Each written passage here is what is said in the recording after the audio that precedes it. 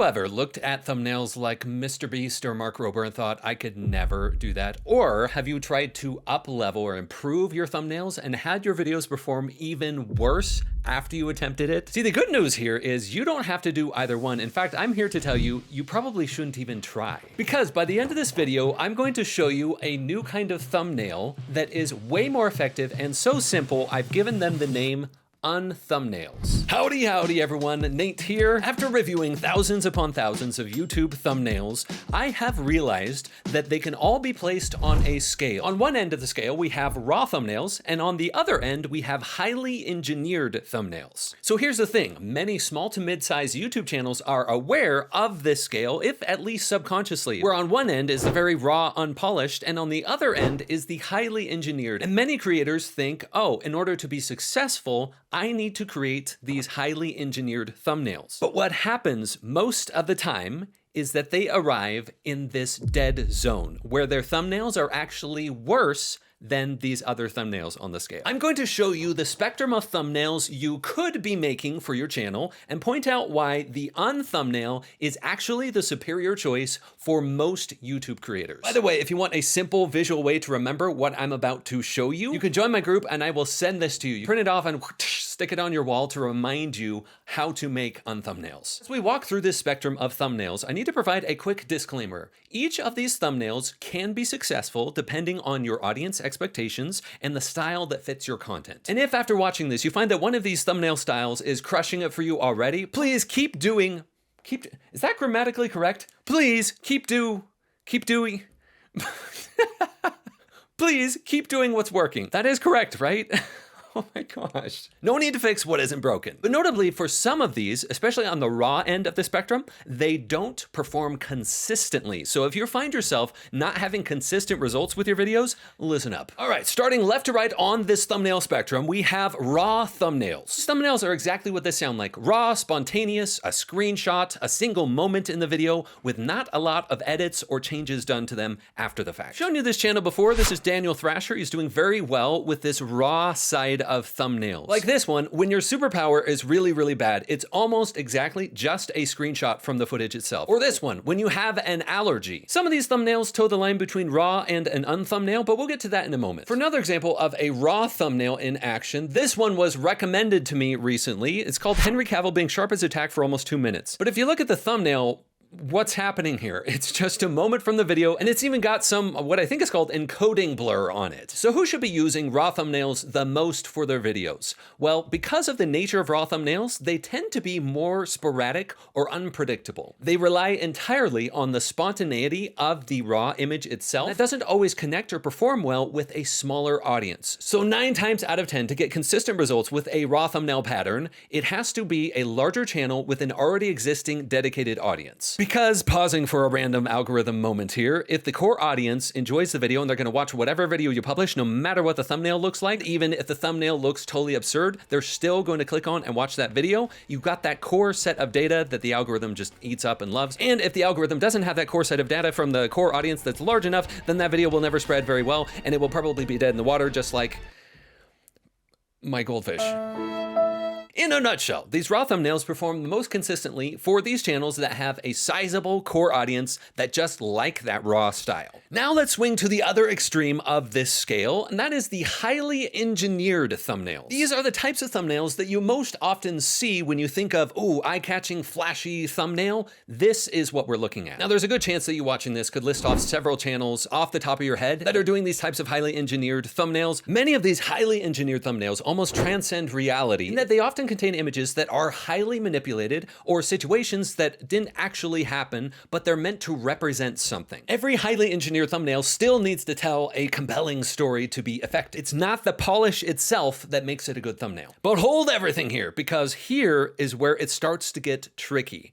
Many small to mid-sized creators look at these highly engineered thumbnails and think, I need to make that. And on the journey of attempting to make a highly engineered thumbnail, they end up in the dead zone. Keeping in mind that the channels I'm about to show you are really awesome people. This channel, Day Home Decor, is doing really well, especially for the size of the channel, 1.85K subscribers. However, the thumbnails on this channel are in the dead zone. Now let's pick on a few of these thumbnails to demonstrate this. Let's use this one as an example. New dining room set makeover reveal, May refresh. When we look at this thumbnail, the colors are all very similar on a similar spectrum across each of these images. There isn't necessarily a clear delineating line between each of the images, which leads the viewer's eyes to be confused. And then it's especially noticeable when you look at the thumbnails smaller on the screen. The font is harder to read with the background behind the font almost blending in with the rest of the image. And also in this thumbnail, there are far too many words going on here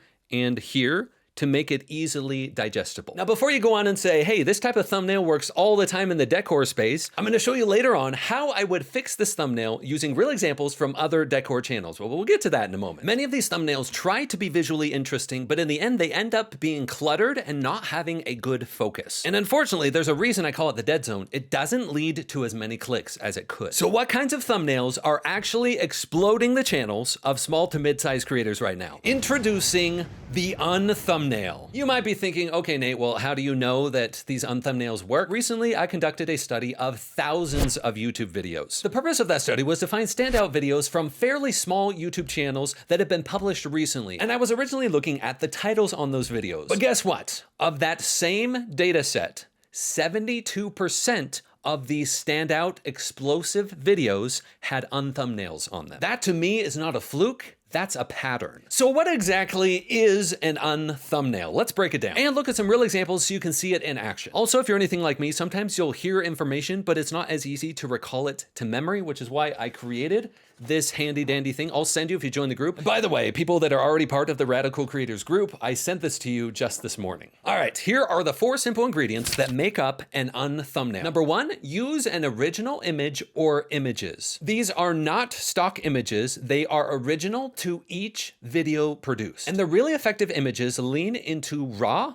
authentic images that are showing or demonstrating something. Next, you add subtle enhancements to those images, just light color correction, improving the lighting on one part and decreasing the lighting on another just to enhance things. Next, most of the time, they include short, compelling text. Think typically in the 2 to 4 words range that are clear and bold and portray the value of that video combined with the title of the video. And fourth, this one is optional only if it enhances the effect of the UnThumbnail, including familiar symbols. And these can include emojis, arrows, or other symbols that increase the clickability or the eye-catchingness of the thumbnail without distracting from the core message. If that sounds simple, good. That's exactly what I wanted it to sound like. It is freaking powerful, which I'm about to demonstrate for you with some examples. I'm gonna show you 2 channels that are dominating it with also showing their face in the thumbnail, and 2 other channels that are dominating it without showing their face in the thumbnail. This channel, Farmhouse on Boone.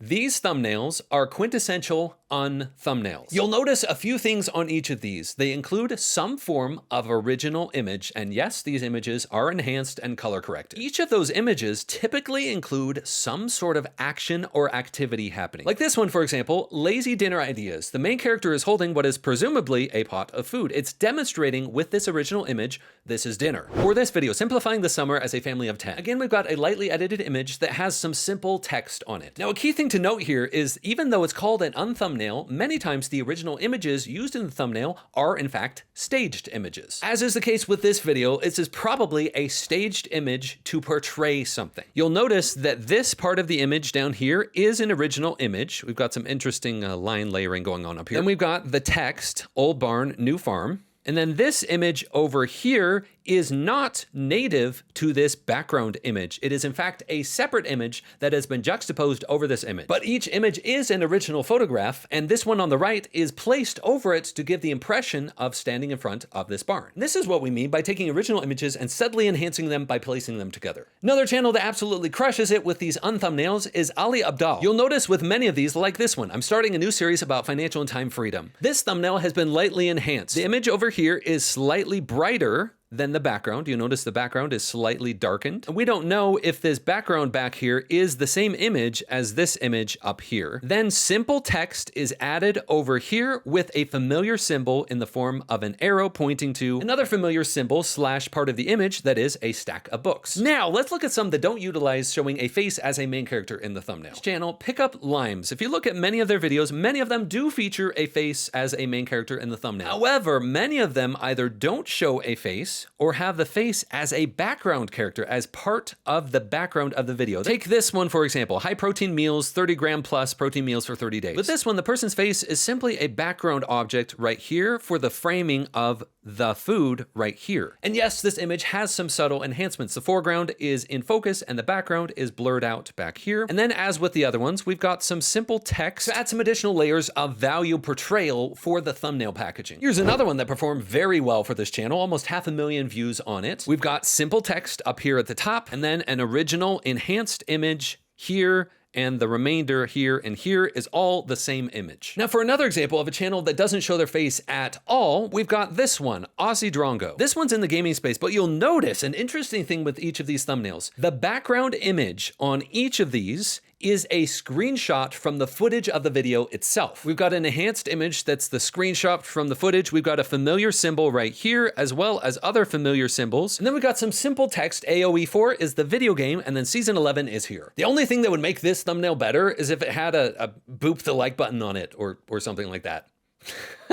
Thank you for booping the like button on this video if it's being helpful and eye-opening to you thus far. So I hope thus far you're getting this, that UnThumbnails are actually simpler to make. So let's answer that question we brought up earlier. If you find yourself especially in the dead zone, how would we fix it? First, join the group because it's awesome and it's free, but also I will send you this that you can then print off and stick on your wall. Next, you can use this video you're watching right now as a guide to audit your own channel. Let's talk about how to fix dead zone thumbnails if you find yourself there. For this channel, let's look at some examples. Here, I pulled up another. If you look at this thumbnail versus this thumbnail, there are some subtle differences. On this one, each item is just slightly easier to see and understand. Same goes with thumbnails like this one or this one, with what I would argue is the big value on this thumbnail being the text demonstrating how to decorate like a pro on a budget. It's clearly explaining, here's what you're gonna get out of this video. Now, what about this channel? How would we turn these thumbnails into UnThumbnails? Well, I pulled up some examples. Porchcast 850 are way outpunching their weight class in terms of the size of their channel and the amount of viewership they are getting. This thumbnail is borderline on a raw thumbnail because of how pixelated and raw the background image looks. But what they are doing is they've got large text, pickled pig's feet,